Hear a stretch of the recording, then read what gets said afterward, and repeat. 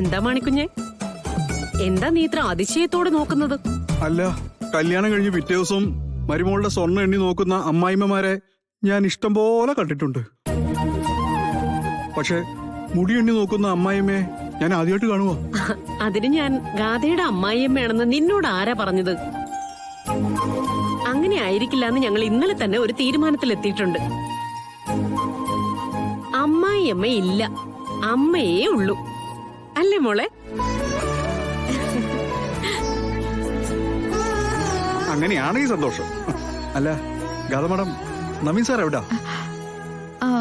നവീൻ മുറിയിലുണ്ട്. പിന്നെ ഗാഥ മാഡം, എനിക്കൊരു റിക്വസ്റ്റ് ഉണ്ട്. എന്താ?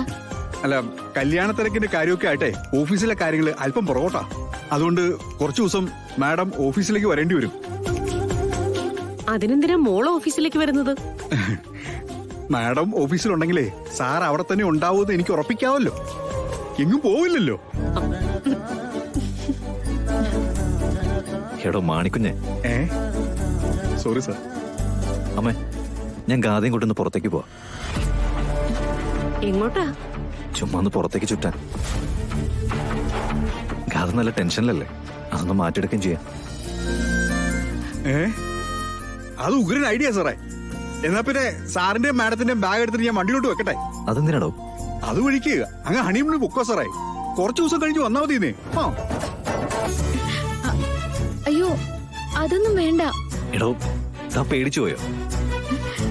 എടോ, ഈ വിഡ്ഢിത്തം പറയാന്നുള്ളത് അവകാശമായി വാങ്ങിച്ചെടുത്തിരിക്കുന്ന ആളാണ് നമ്മുടെ മാണിക്കുഞ്ഞ്. അതുകൊണ്ട് അയാള് പറയുന്നത് കേട്ട് വെറുതെ ടെൻഷൻ ആവണ്ട. എടോ, നമുക്ക് വെറുതെ ഒന്ന് ചുറ്റിക്കറങ്ങിട്ട് വരാം. എന്നാ പിന്നെ ചെല്ലുമോളെ, മനസ്സൊന്ന് ശാന്തമായിട്ട് തിരിച്ചു വന്നാ മതി.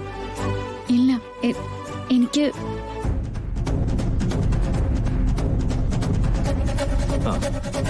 മനസ്സിലായി. പുറത്തു പോകണമെങ്കിലും മമ്മിയുടെ അനുവാദം ചോദിക്കണം, അത്രയല്ലേ ഉള്ളൂ. ഞാൻ തന്നെ അങ്ങ് ചോദിച്ചേക്കാം. മേഡം, ഞാൻ ഗാഥയോട്ടൊന്ന് പുറത്തു പോയിക്കോട്ടെ? ഇപ്പത്തെ അവസ്ഥയില് മേഡത്തോട് ചോദിക്കാതെ ഗാഥ പുറത്തിറങ്ങില്ലല്ലോ. അതുകൊണ്ട് മേഡത്തിന്റെ അനുവാദം ഉണ്ടല്ലോ അല്ലേ?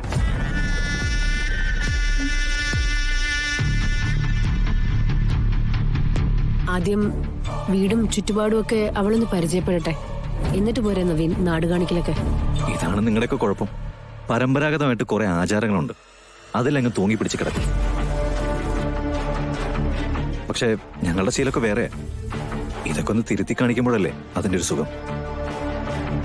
അതിനൊരു തുടക്കം ഇവിടെ നിന്നായിക്കോട്ടെ. ഗാഥ, താൻ വാ. പാടോ. അമ്മേ, ഞാൻ പോയിട്ട് വരാം. മേഡം, ശരി.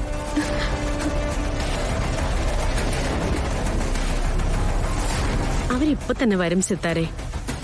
ഇന്നലത്തെ ടെൻഷനൊക്കെ ഒന്ന് മാറ്റിയെടുക്കാനല്ലേ. ശരി സുമിത്ര, എന്നാ പിന്നെ ഞാൻ ഇറങ്ങട്ടെ. അല്ല സിത്താര മാഡം, ഇന്ന് രാത്രി ഇങ്ങോട്ട് വരുന്നുണ്ടോ? മാണിക്കുഞ്ഞേ, നിന്നെ ഇപ്പോ എപ്പോഴും ശാസിക്കേണ്ട അവസ്ഥയായെന്നാ തോന്നുന്നേ. വേണ്ടമ്മേ. Sithara madam, sorry.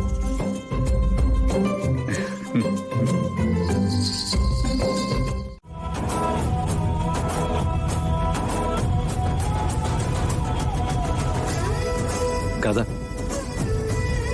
താനൊന്ന് റിലാക്സ്ഡ് ആവട്ടെ എന്ന് കരുതിയ നമ്മളിപ്പോ ഒന്ന് പുറത്തിറങ്ങാന്ന് ഞാൻ പറഞ്ഞ. എടോ, താനിങ്ങോട്ടൊന്ന് നോക്ക്. എന്തു പറ്റി? ഇന്നലത്തെ കാര്യം ആലോചിച്ചിട്ടാണെങ്കിൽ ഞാനത് വലിയ കാര്യമാക്കിയിട്ടില്ല. ഭാഗ്യത്തിന് അപ്പൊ തന്നെ തന്റെ മമ്മി വന്നല്ലോ. മമ്മിയോട് സംസാരിച്ച താൻ ഓക്കെ ആവുമെന്ന് എനിക്കറിയാം. പിന്നെ വേറെ എന്തെങ്കിലും പ്രശ്നമുണ്ടോ തനിക്ക്? ഒന്നുമില്ല.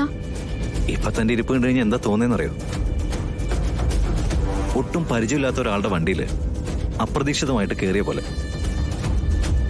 അത്ര അകലത്തിലാ താൻ എന്റെ അടുത്ത് പെരുമാറുന്നത്. അത് നവീന് വെറുതെ തോന്നുന്നതാ. പരസ്പരം കണ്ട് എത്രയോ നാളുകൾക്ക് ശേഷം എന്റെ സ്വന്തമായതാ താൻ. ഇനി നമ്മൾ തമ്മില് യാതൊരു അകലവും ഇല്ല, നമ്മളൊന്നാ. എടോ, ഈ ജീവിതം എന്ന് പറയുന്നത് നമ്മൾ ഏറ്റെടുത്ത ചില പ്രൊജക്ടുകൾ പോലെ അതെത്ര ഭംഗിയായിട്ട് നമ്മൾ ഡിസൈൻ ചെയ്യുന്നോ അത്രയും നമ്മളെ കൊതിപ്പിച്ചുകൊണ്ടിരിക്കും. സത്യം പറഞ്ഞ ജീവിതത്തെക്കുറിച്ച് എനിക്ക് ചില കൂടിയ കൺസെപ്റ്റുകളൊക്കെ ഉണ്ട്. അതൊക്കെ ഒന്നിച്ച് നടപ്പായ നമ്മുടെ ജനറേഷൻ ഉണ്ടല്ലോ, അവര് നമ്മളെ നോക്കി പറയണം ജീവിക്കുന്നെങ്കിൽ അവരെ പോലെ ജീവിക്കണമെന്ന്, സന്തോഷിക്കണമെങ്കിൽ അവരെ പോലെ സന്തോഷിക്കണമെന്ന്. പിന്നെ അതിന് നല്ല നല്ല ഐഡിയാസ് ഒക്കെ ഉണ്ടെങ്കിൽ തനിക്ക് പറയാൻ കേട്ടോ. എനിക്ക് അങ്ങനെയൊന്നും പറയാൻ അറിയില്ല നവീൻ. ഓക്കെ, ടോട്ടലി എനിക്ക് തോന്നുന്ന ഒരു കാര്യം ഞാൻ തന്നോട് ചോദിക്കട്ടെ. എന്താ? താൻ ശരിക്കും ഗാഥ തന്നെയാണോ? നോ, താൻ ഗാഥയല്ല. തന്നെ ഇപ്പോഴേ വേറെ ഏതെങ്കിലും ഒരു പേര് വിളിക്കണമെന്ന് എനിക്ക് തോന്നുന്നു. കാരണം എന്താണെന്നറിയോ, ഞാൻ പരിചയപ്പെട്ട ഗാഥയുമായിട്ട് എന്റെ മുന്നിൽ ഇപ്പൊ ഈ ഇരിക്കുന്ന ഗാഥയുമായിട്ട് ഒരു ബന്ധവുമില്ല. ഇതൊരു പാവം നാട്ടുപുറത്തുകാരി പെണ്ണ്, ഭർത്താവിന്റെ മുന്നിൽ പേടിയോടെ നിൽക്കുന്ന, ഭർത്താവിന്റെ വീട്ടിലേക്ക് കയറിയ ആചാരങ്ങളെയും അനുഷ്ഠാനങ്ങളെയും ഭയക്കുന്ന, മുതിർന്നവർക്ക് മുന്നിൽ തല നിവരാത്തൊരു പാവം പെണ്ണ്. സിത്താര ശ്രീനിവാസന്റെ മകൾക്ക് ഇങ്ങനൊരു ട്രാൻസ്ഫോർമേഷൻ ഞാൻ ഒരിക്കലും പ്രതീക്ഷിച്ചില്ല. ഇനിവേ തന്നെ ഞാൻ സമ്മതിച്ചിടോ, ഒരായുസ് കൊണ്ട് പോലും ഒരാളെ കൊണ്ട് ഇങ്ങനെ മാറാൻ പറ്റില്ല. കഥ നമ്മൾ എന്താണെന്നുള്ളതല്ല, മറ്റുള്ളവരോട് നമ്മൾ എങ്ങനെ പെരുമാറുന്നു എന്നതിലാണ് പ്രശ്നം.